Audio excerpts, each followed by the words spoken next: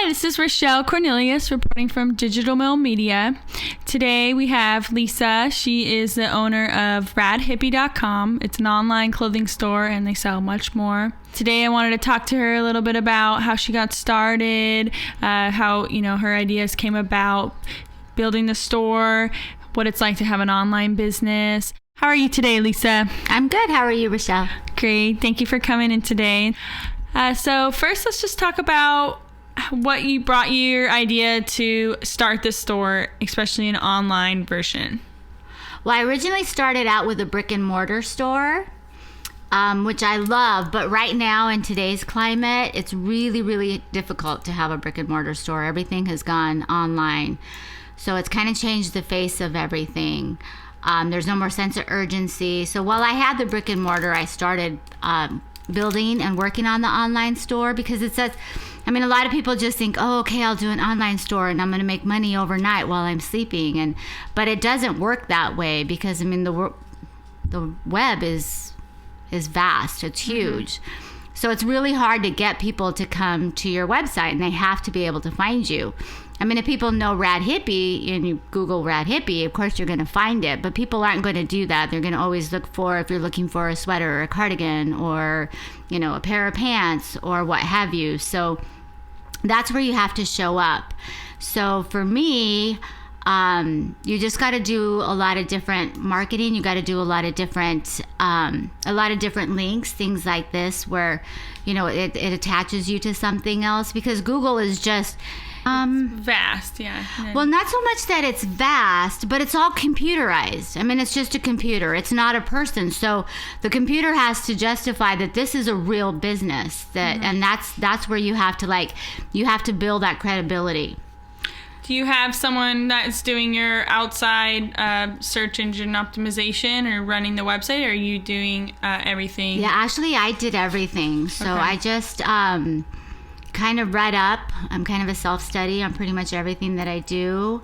So I just learned search engine optimization, learned about linking, blogging, Reddit, all the different things that you can do. Pinterest is huge. Pinterest is another really, really great way to build credibility on the web. Mm-hmm. So it took a while. It took probably, I would say, a year and a half. But now if you just Googled hippie online stores or hippie shop, we're on page 1 of Google. So that's great.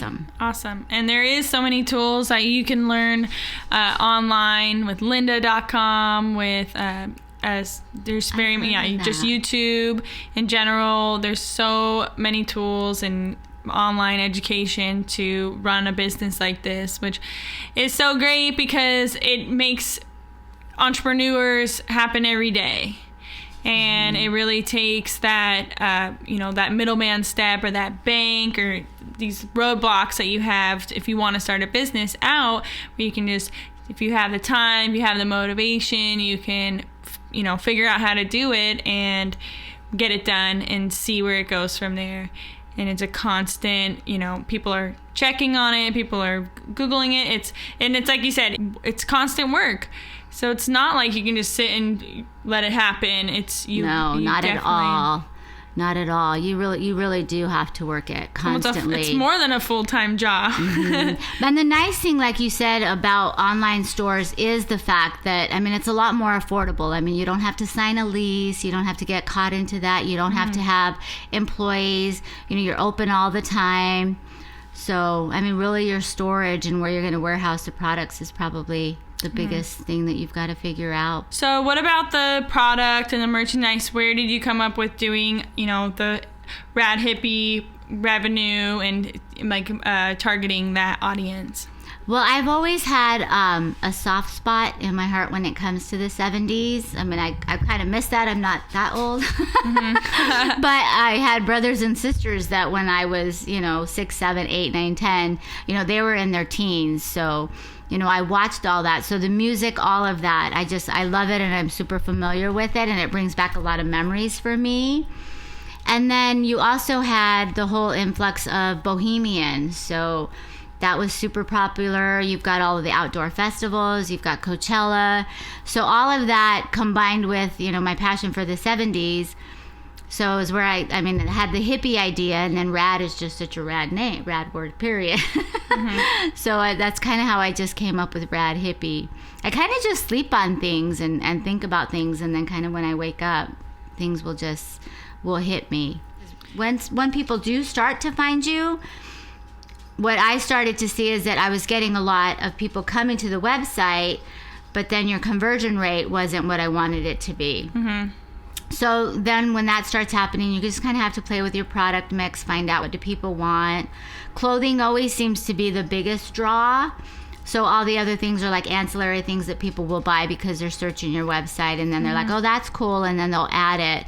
But I do think that women's clothing is always a really good hook, because women are always looking for clothes. Every season we want new stuff. So that's always a really good driving force, and I'll always do the clothing. But yeah, all the other stuff. So there's just really quite a mix. Yeah, like you were saying, there is a huge market for women's clothing online, and that creates a large competition with advertising, with setting yourself apart. So what do you feel like has made your business really set yourself apart and get you to that first page of Google? I think the hippie part, and when I say hippie, it's not your typical, I mean, we do have some tie-dye, but it's more of a modern hippie bohemian type, that's really popular. And it's just easy casual wear, which I think a lot of people like, especially here in California. I mean, it's right up, Venice's alley, and that's where I started when I had the brick and mortar store, was on the boardwalk of Venice Beach. So, oh wow, okay. Yeah, so that gave a lot of the flavor. Authentic. I had that for a couple of years. Yeah. Okay, so you got maybe a little following there, having your base there. Yeah, very, very, very much so. And then, like I said, it was just really, really difficult having a brick and mortar store in today's climate. I tell people it's kind of like when you started having the big box stores come in. It's like it was really hard for the little bookstore to compete because you had Barnes & Noble coming in. So now it's little brick and mortar shops. It's really hard to compete with the web. You can't compete on price because, as we mentioned, the benefits of having an online store, you don't have to have that lease payment. You don't have to have those employees, so prices are lower.